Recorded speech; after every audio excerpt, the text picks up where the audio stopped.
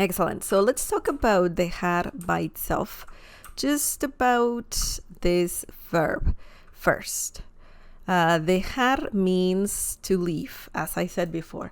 So we're gonna look at some examples to see how this verb works. And let's look at an example. Deja el tazón en la mesa. Deja, that's a command.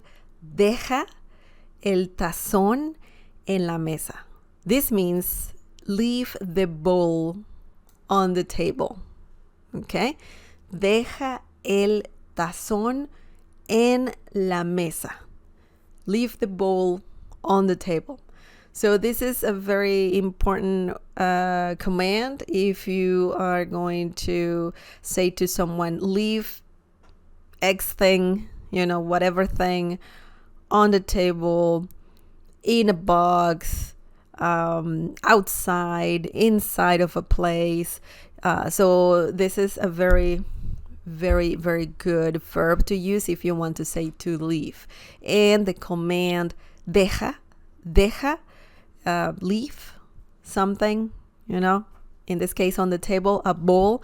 So it's a very, very common verb to use. Let's break this down and let's see how this sentence works. Deja, as I said before, that's a command. Leave, okay? Deja, by the way, this command is for just a singular person, not a group of people. So if you're talking to one person, you can say this to the person. Deja.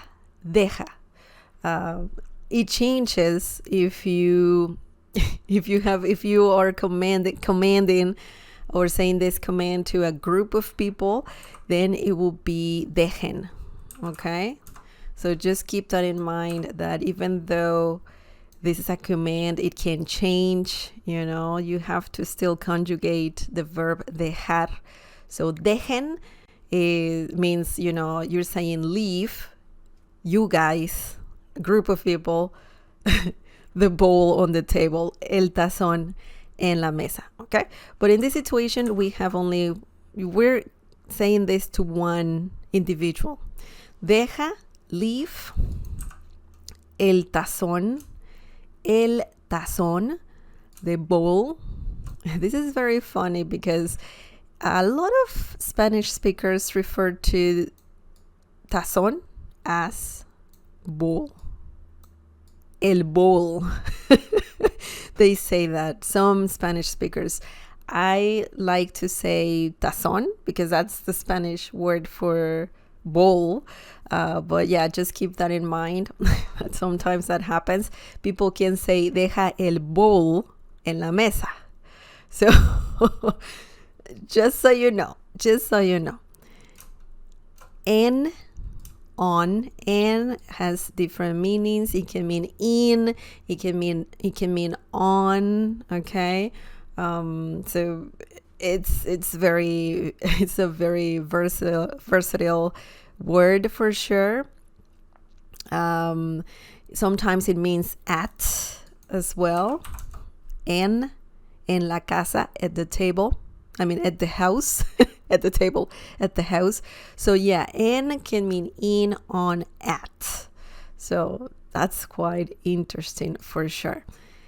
In this situation, we're talking about la mesa. That's why we know that en means on. Okay, so it's all about context.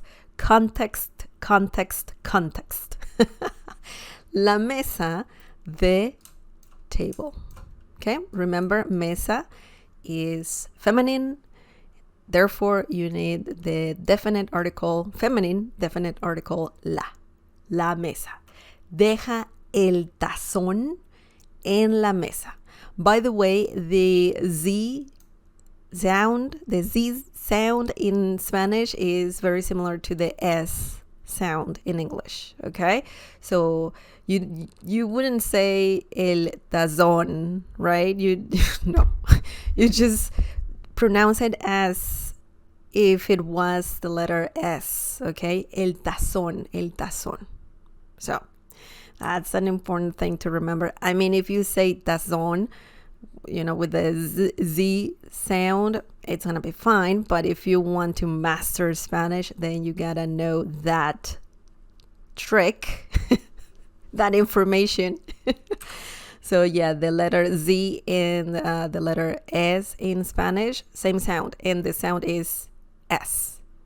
S, okay? The S sound in English. Okay, now the next example, guys. The next example is: no me dejaste nada de pastel. No me dejaste nada de pastel. I'm angry because this happened. I mean, if this would have happened to me, I would have been pretty mad. But I'm not too crazy about pastel. Do you know what pastel means? You didn't leave me any cake. Pastel means cake. Cake. Pastel. El pastel. Okay? No. This is a negative sentence. We're using no. And it's similar to saying didn't. Okay? Me dejaste. Okay, so we have a noun here, te, which means you. Okay, dejas is a verb, dejar, dejaste.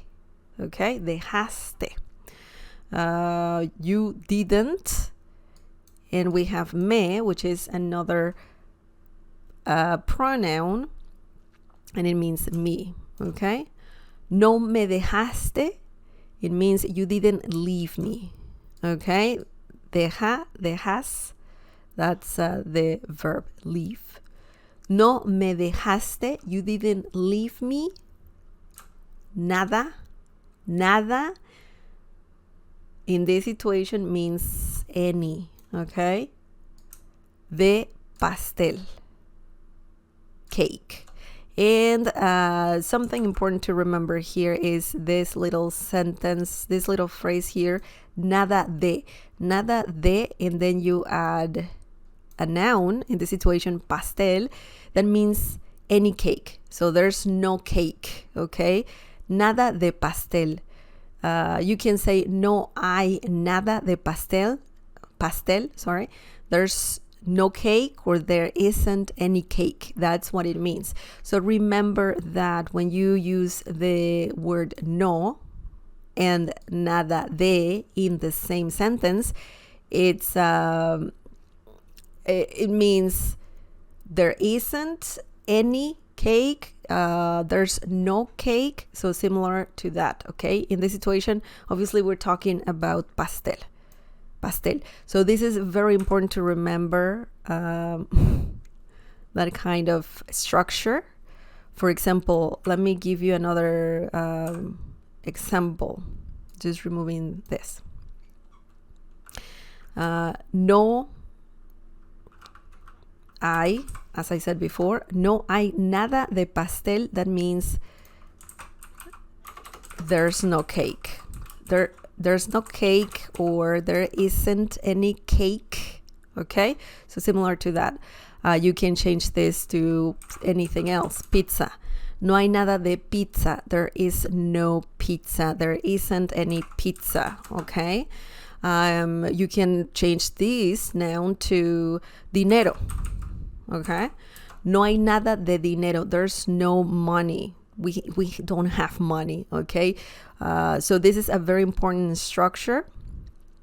Remember, no and nada de, and then a noun. Okay, this can change. You saw that before. You can use dejar. No me dejaste nada de pizza. Right? Hang on. Dinero means money, by the way. No me dejaste nada de pizza. You didn't leave me any pizza. No me dejaste nada de pastel. You didn't leave me any cake. Okay, So that's an important structure for sure. That's why I wanted to explain nada de, and then no, and nada de all together in a sentence means there isn't any something, okay? Very interesting. Very, very interesting.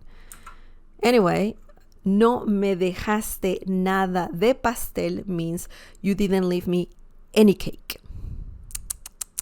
That's bad. That's bad. Dejar means to leave. Don't forget that, guys.